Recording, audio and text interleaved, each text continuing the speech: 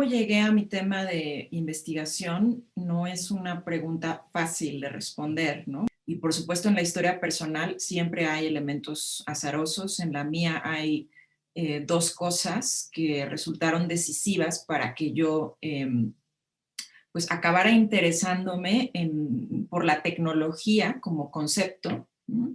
Y como discurso en relación con temas de cultura, política, medio ambiente. La primera es que mis papás son profesionistas del área científico-tecnológica.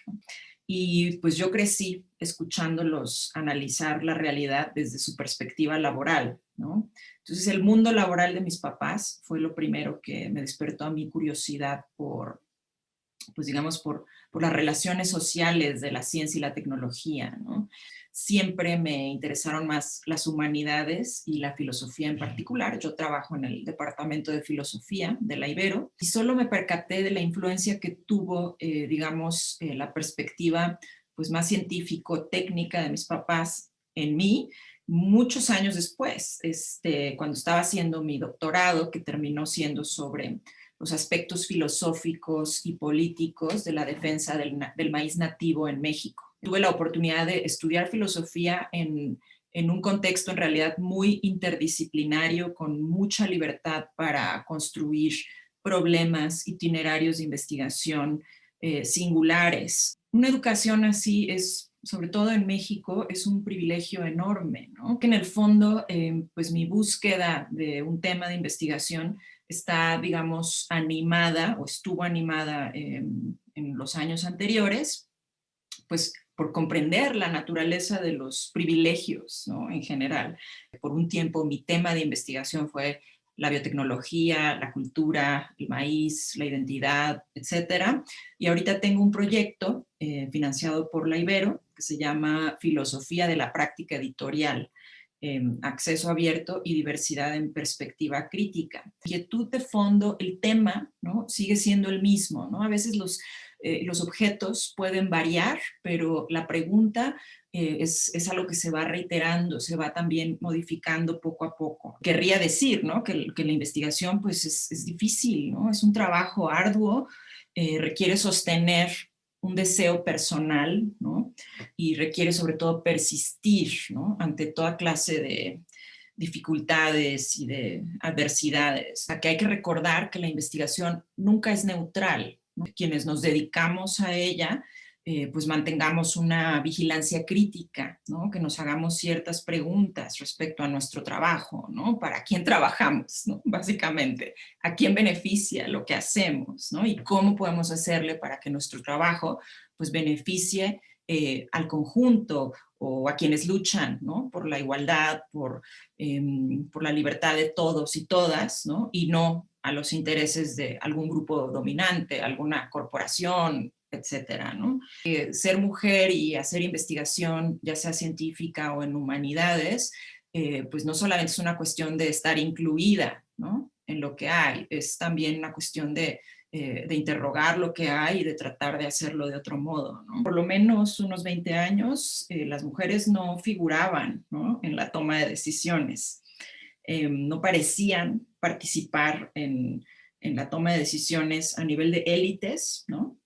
Excepto indirectamente, ¿no? Como en calidad de amigas, esposas, parientes. Esto no quiere decir que no hubiera mujeres científicas antes, desde el siglo XIX, ¿no? Claro que las había, ¿no?